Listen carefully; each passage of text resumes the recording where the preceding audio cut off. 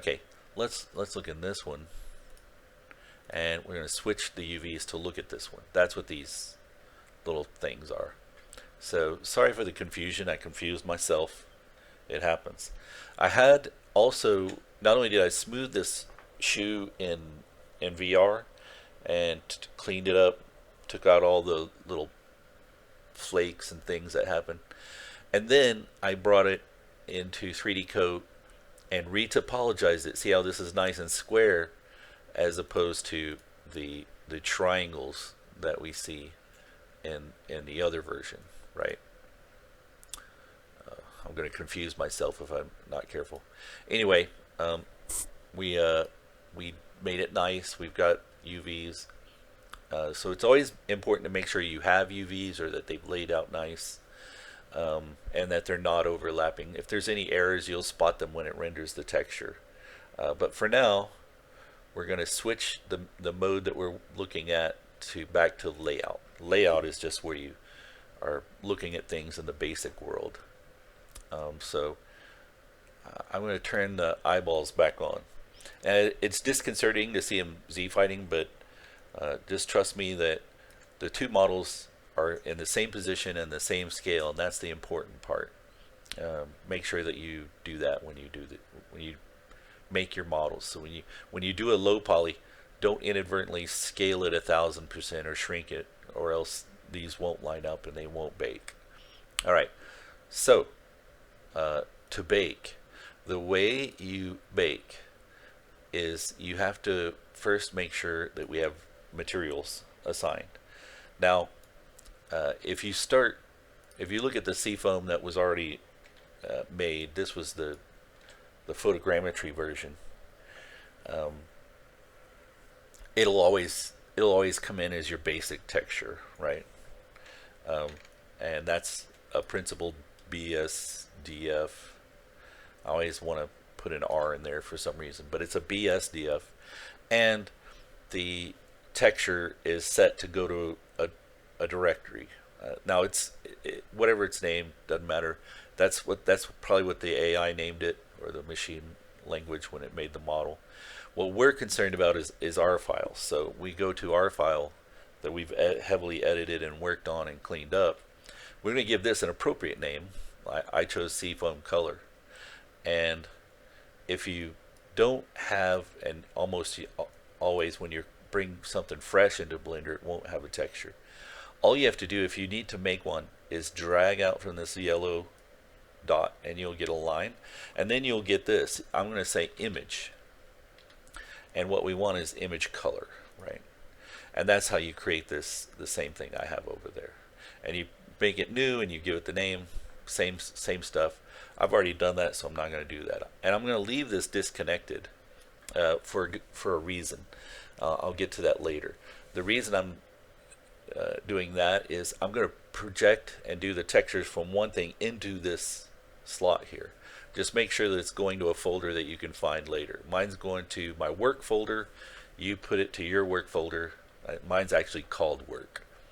So it goes there, and it's a generated texture. Make sure you don't change this. It's got to be generated, because we're gonna bake the texture to generate it. Hence the name.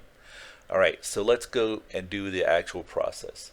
I've got it set up. I've got it laid out. So what you do is you can look through your various menus here. Hopefully you already know about how to look at material, the material thing over here, and modifiers, the object properties. You can change the scale. I don't recommend doing that. Always try to have a one-to-one scale of whatever you started with. But the main thing we're going to do to bake is we go to this top one that's render properties. Now if you hold your mouse over, you can see what it's called. So if I spoke quickly and you only know the name of it, you can keep hovering over these till you find it. This is render properties. Now the default when you come in is called EV. When you open yours, it's going to say EV most likely, unless you've changed it. Tried to do a tutorial. What you're going to do is switch that to cycles, And instead of CPU, we're going to do GPU compute because I have a good video card, and most likely you do too. And we want to use our video card to speed up the process instead of just only using our machine, the processor on the motherboard.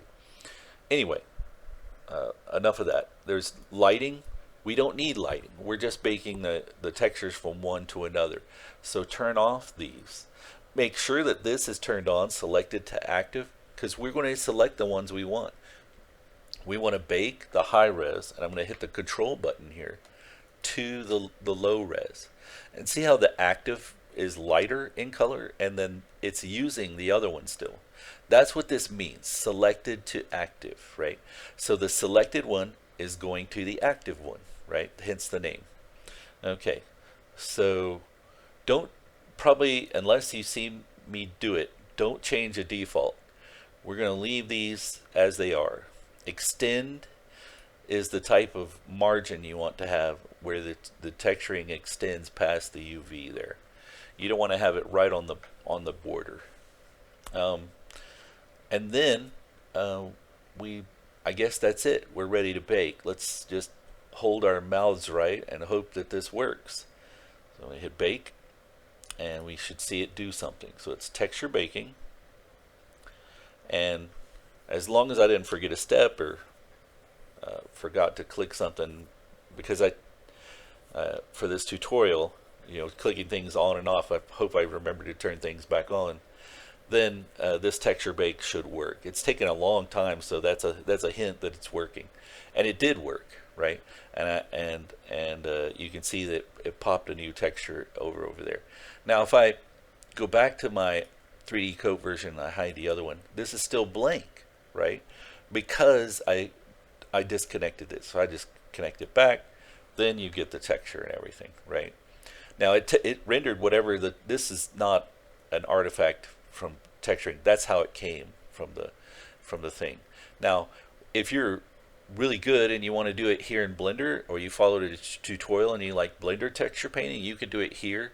I'm going to take this into Substance Painter and do it to the nines there. I'll use rubber, or I'll even reproject the texture from some other shoe bottom over this mess, right? But if you wanted to do it right here in Blender, you can. There is a texture painting ability that you have. Just make sure that you've selected the object in question. Make sure it's got this yellow thing, and then we're going to do texture paint. You can see my UVs. You can paint over here in the UV side, or you can paint over here in here. Now I'm going to paint. I'm going to imagine that I'm painting or cloning, textures over here. But just for the sake of here, I'm just going to do blue, right? And that is drawing across the seams, nicely. And if you want to, and you feel it, and you're going to clean up these textures in here, well, you could redraw, or repaint or reproject whatever textures you want in this view as well, and things line up, or do it here, do it clean, and that's how you can clean this stuff up pretty easy. Now I just use blue because this is not a tutorial for that. It was about texture baking and then using that texture to do more work with it. All right, we'll see you next time.